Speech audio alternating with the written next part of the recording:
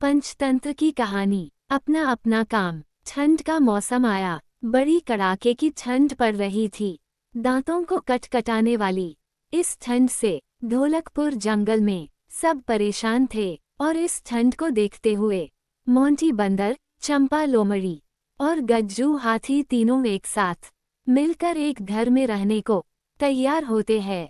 साथ ही ये फैसला भी करते हैं कि खाना चंपा लोमड़ी बनाएगी, गज्जू हाथी घर का बाकी काम करेगा और मोंटी बंदर बाहर से खाने का सामान, पानी वगैरह लेकर आएगा। अब जैसा उन तीनों के बीच तय हुआ उसी के हिसाब से सब मिलकर काम करने लगे और खुशी खुशी साथ रह कर ठंड का मजा उठाने लगे।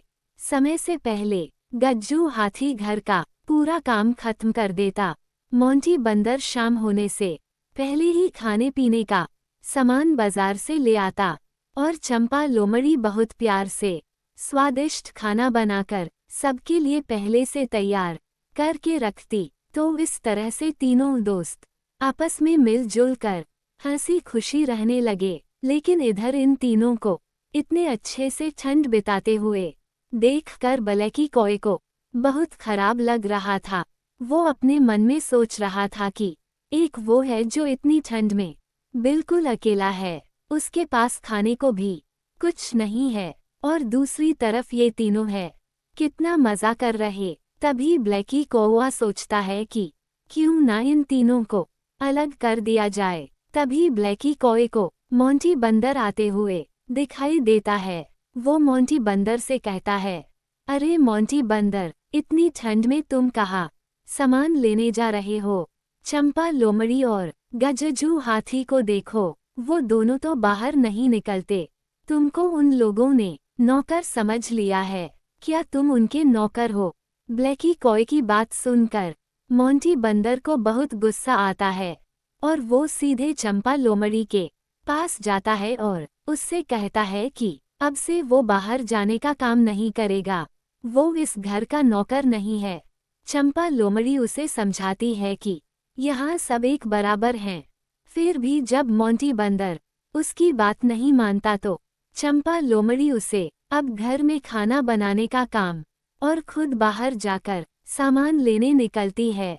फिर जैसे ही मोंटी बंदर सब्जी काटता है, उसकी चाकू से उंगली कट जाती।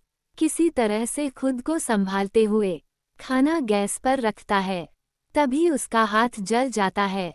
मोंटी बंदर के साथ ये सब होने पर वो जोर जोर से रोने लगता है, जिसे सुन गज्जू हाथी और चंपा लोमड़ी पहुंचते हैं और देखते ही सारा सामान इधर उधर फैला हुआ है और मोंटी बंदर अपना हाथ पकड़कर रो रहा। फिर चंपा लोमड़ी उसके पास जाती है और उससे कहती है, मोंटी बंदर, घर का काम करने में कोई नौकर नहीं हो जाता, जो जिसको आता है उसे वो काम अच्छे से करना चाहिए। चंपा लोमड़ी की बात सुनकर मोंटी बंदर कहता है, हाँ चंपा लोमड़ी, मुझे माफ कर दो, मैं ब्लैकी कॉय की बातों में आ गया था। फिर चंपा लोमड़ी झट से बढ़िया बढ़िया स्वादिष्ट खाना बनाती है, जिसे मिलकर सब खाते हैं। सिख घर का काम करने में, एक दूसरे की हेल्प करने में हमें कभी यह नहीं सोचना चाहिए कि ये काम मेरा नहीं है या मैं नौकर थोड़ी न हूँ जो मैं ये काम करूँ। हमें हमेशा मिलजुल कर एक दूसरे की हेल्प करते हुए हंसी खुशी रहना चाहिए।